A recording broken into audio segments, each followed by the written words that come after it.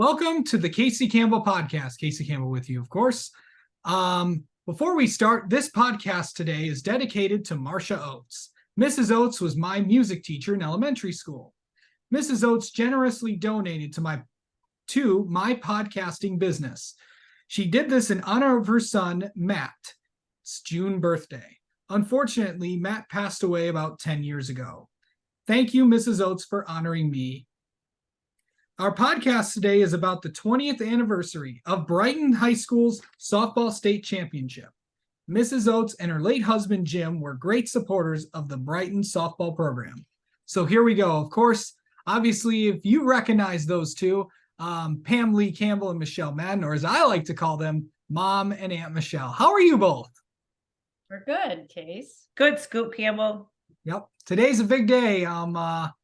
Today is the 20th anniversary of when you guys won the state title. So can you guys believe it's been 20 years? As we always told the girls, time flies, things go by fast. Yeah. And really 20 years went by like that. I mean, super fast. Seems like it was just last month that we won that thing. Yep. Okay, so obviously you were Mom, you were the coach of the team for 31 years, and Aunt Michelle, you were the assistant coach of the team for 21 years. So, probably 28 years as head coach, 30 years in the program. Yep. Right out of CMU, Carol Cook said I could coach with her. She was the head coach then, and after that, I took over in 83. So 28 and 30 in the program. Okay. All right. Before we get into the team, like you were part of the program when it first started. What was that like? Oh, when I was in high school? Yeah. Well, we didn't. That was the first sport that was added besides cheerleading. My freshman year back in 73, I believe. Yeah. And it was nice to have something other than, just cheerleading to do. And so I feel like that I paved with my friends back then the path for what all these girls have today. Each year a new sport was added, basketball, then volleyball, then soccer. And then, as you know it today, Brighton has many activities for girls. Yeah, and of course, your mom was my coach. Yeah, so that was my next question. Oh, I beat you. What was that like? It was great. She was young and new and fresh and just a lot of fun. I remember we built a lot of team character together. Your mom placed a lot of emphasis when I was playing that you were a team first. Yeah, you were a family, the Brighton family. Right. Okay, so obviously, who was you met the coaches. Now let's who was on this team? So just go through and introduce everybody that was on there. On the 2003 roster, we had seniors. We had such a great group of seniors, great leaders, and they're ultimately a big reason why we won that state title.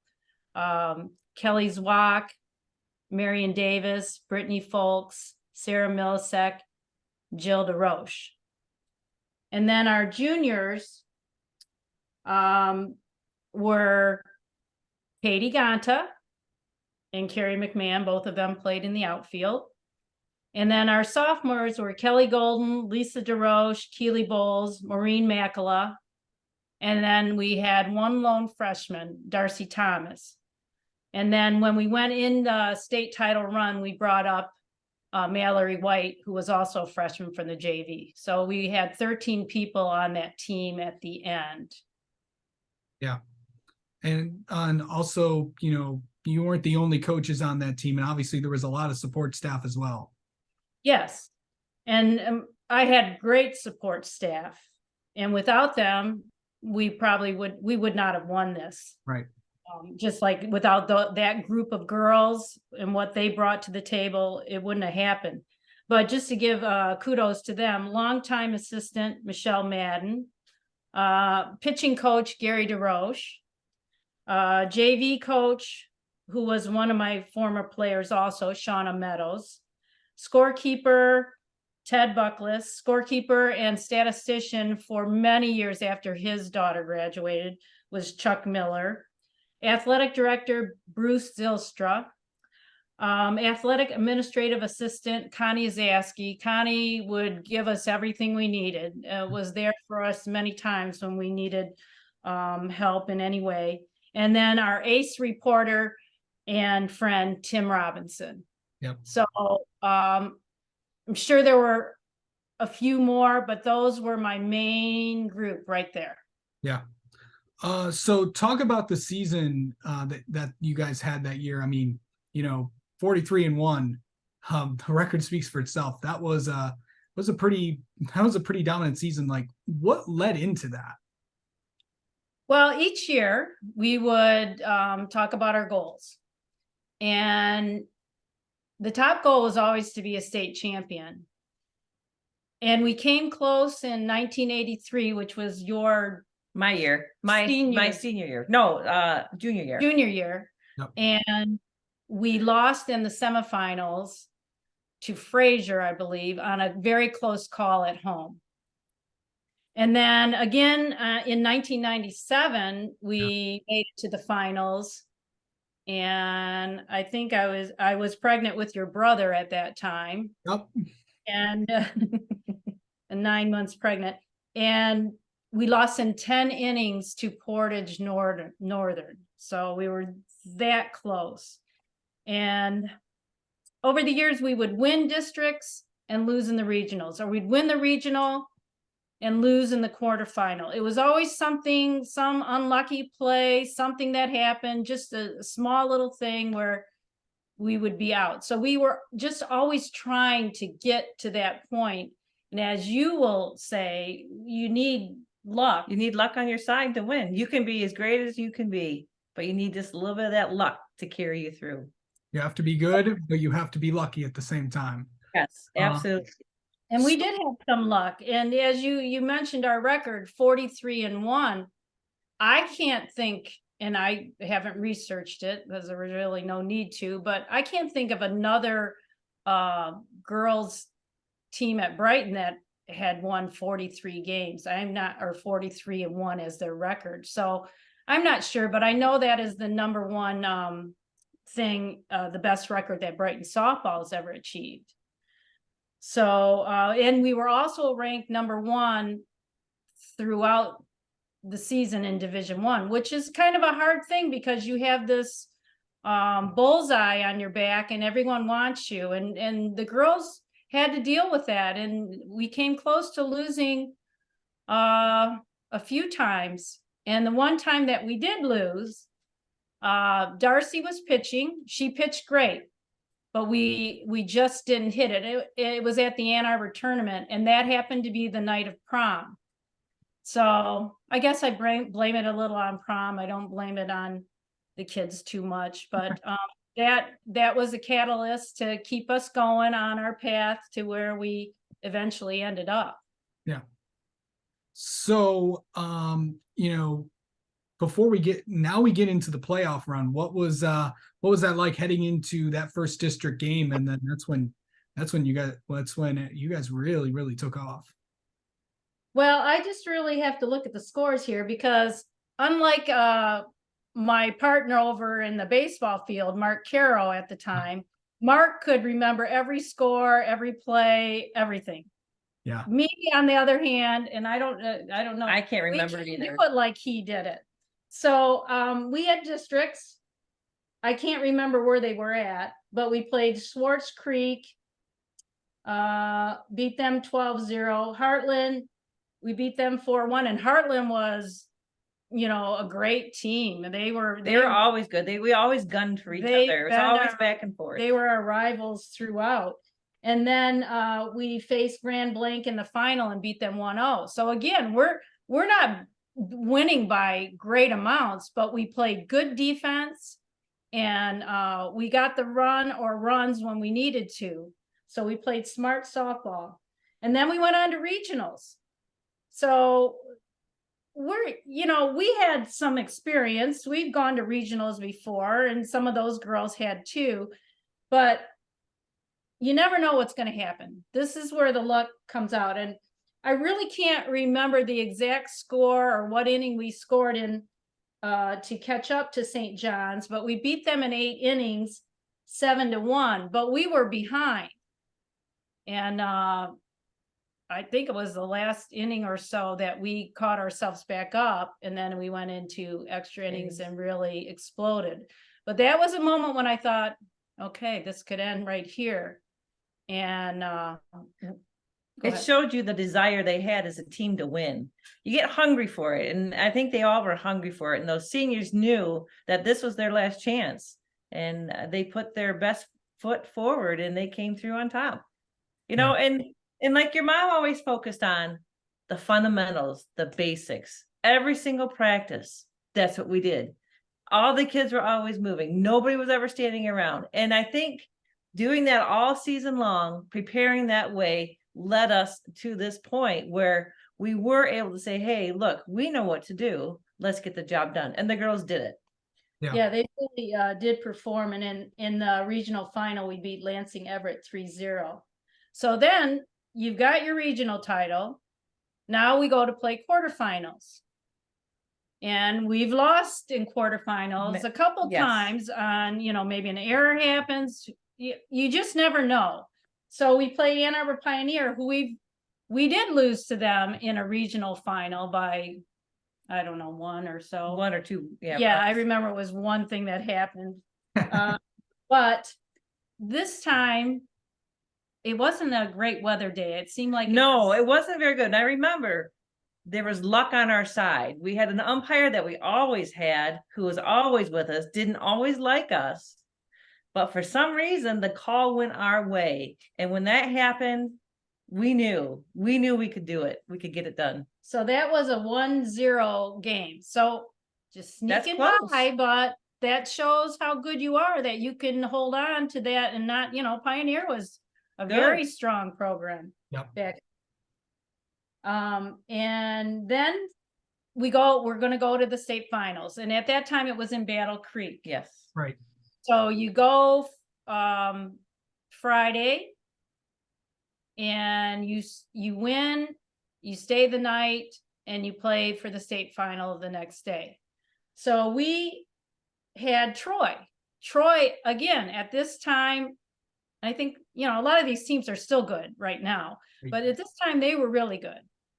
And we end up beating them 3-1. Mm-hmm.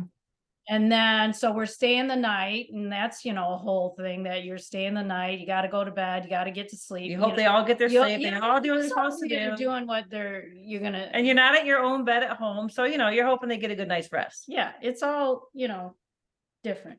And it's Escanaba. Now, before we go to bed, we have time to practice. And the other team, Escanaba, is practicing on a field that I can see. So we're all in the same complex, but I can see them. And they're just going at these drills, and I'm watching them. They're so precise, and all these new type of drills and all that. But we stayed true to what we had always done and how we always practiced. And we practiced hard. We tried not to notice them. And I didn't want them to let them know that I was thinking, wow, these guys are pretty good. Didn't let them know that. But they came to that game that next day, and they were focused. I believe we scored in the first inning. We end up winning 3-0. Jill had a 2-hitter, struck out, I don't know how many, 9, I think, and walked 0. But the one thing that I'm not telling you that I've almost forgot is that one of our seniors, Marion Davis, she was injured. I think she got injured maybe the first or second doubleheader of the year. She hurt her ankle. So she was out most of the season. And she was our catcher. Yeah.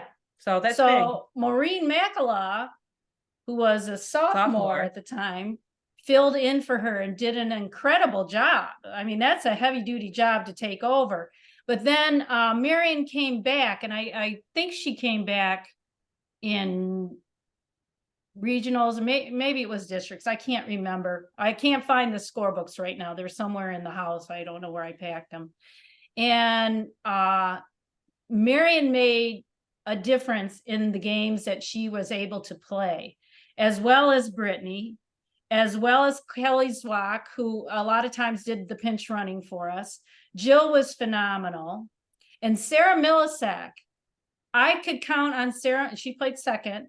I could count on her to never miss a ball and always get the key hit, always put down the bunt. I mean, I had seniors that did such a great job in leading that team by example that we really didn't have to do too much.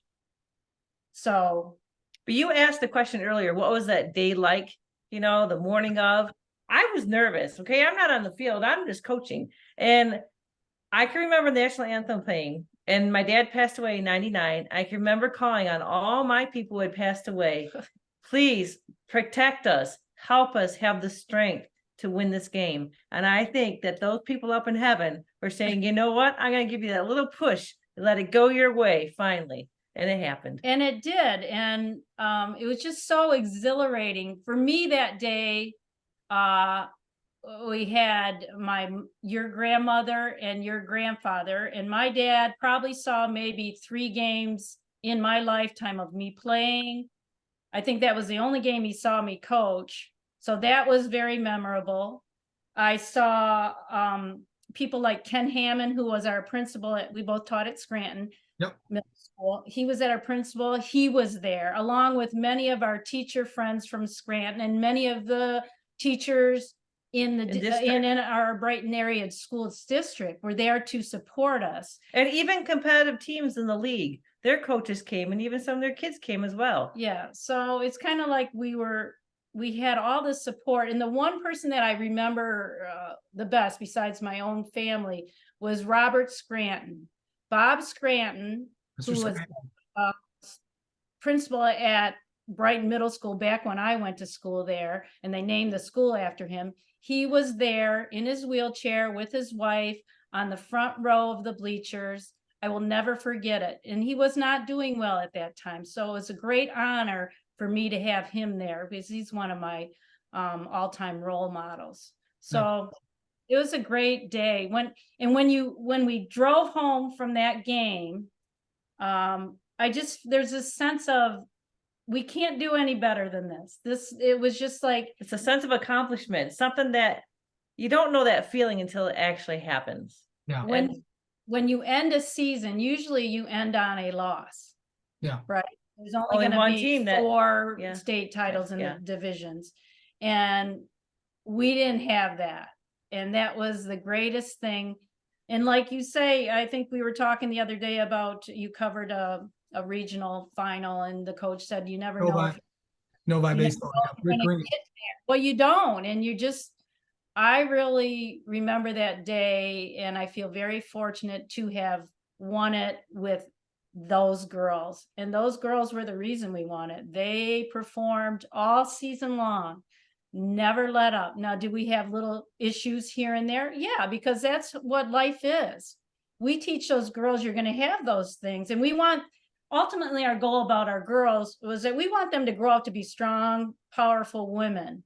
And they're doing that. A lot of them have jobs as dentists, teachers, business women. I mean, they're doing great, and mothers with tons of kids. They're doing great things, and we're very, very proud of what they've accomplished. Now, we don't connect with all of them. We've connected with some on Facebook. We see some in Brighton sometimes. They are like our daughters, Yeah. Your mom had boys. She didn't have girls, except she had a whole lot of softball girls, right? And that was our goal. We love them. We still love them, and they're our family always. Always will be our family. Absolutely. Yeah. And you mentioned it, obviously, I was at Novi covering, regional baseball, and you just said it. I mean, coaches, I've known a lot of coaches that have come and gone from their respective sports, and you never got the chance to do it. What's it like to do it? And if you have any advice for coaches, what is it? Well, I'm trying to get. It was just each year we would talk about it, and then that year we'd say, okay, we're going to do it for all the people who didn't get to experience it. And that was our main thing after we won that. This was for those guys, all the kids who put in the hard work prior to that in the 80s and the 90s, and going into the 2000s. We wanted it to do it for ourselves as players and coaches, but those people were in our minds too. And it's just something that I will always remember. I have a ring on my finger that I wear every day to remind me how special that was. And just the gathering of people that were there that day. And that is special. And then the people who would say, after we won it, and the people were saying, how great a season it was. And we even went to the state capitol a week after, I think, and we were honored by them and had a picture with the governor who was the governor at that time. Jennifer, of course, now the Secretary of Energy. Yes. So, I mean, it was all memorable. The words of advice to coaches out there today: stick to the plan. Have a plan. Go to those basics, those fundamentals.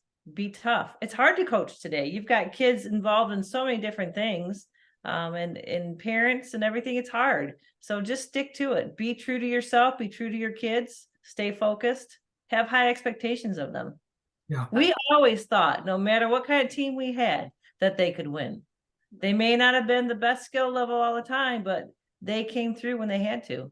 Yeah. And I think a big part of it is the kids buying in. And also, we've always had great parent support. Now, did they always agree with maybe a decision that I made on the field?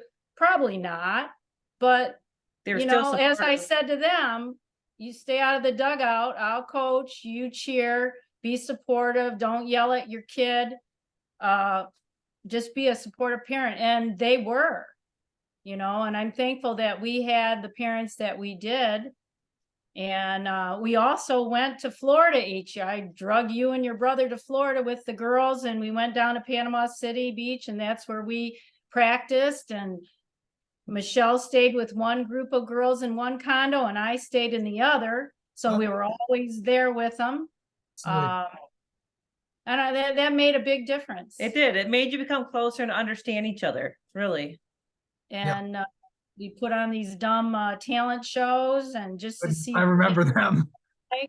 And us doing things that and were the crazy. Parents would be involved too. And so I mean, I can remember just great teams, teams that were just destined to do well. And, like your 1983 team in 1994 was like the greatest group of parents and kids together up to that point. And we enjoyed them so much. And 1998, I mean, I could go through all the teams. Oh, yeah. Most of the teams had a winning record. A couple of them did not, but it didn't matter. I mean, we still tried to do the same thing each year and have them believe. And softball's a tough sport.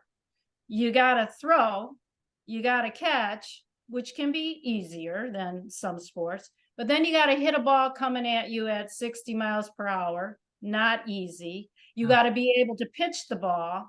Not an easy thing. Teams don't have 4 or 5, 6 different pitchers. They don't. They have maybe 1 or 2 or 3, maybe. So all that leads to, it's a tough sport, but it's a fun sport. It's a fast sport. It's fun to watch. We still watch college and high school and enjoy that. But we wouldn't trade this team, this state title team, for anything. They all contributed. Yeah.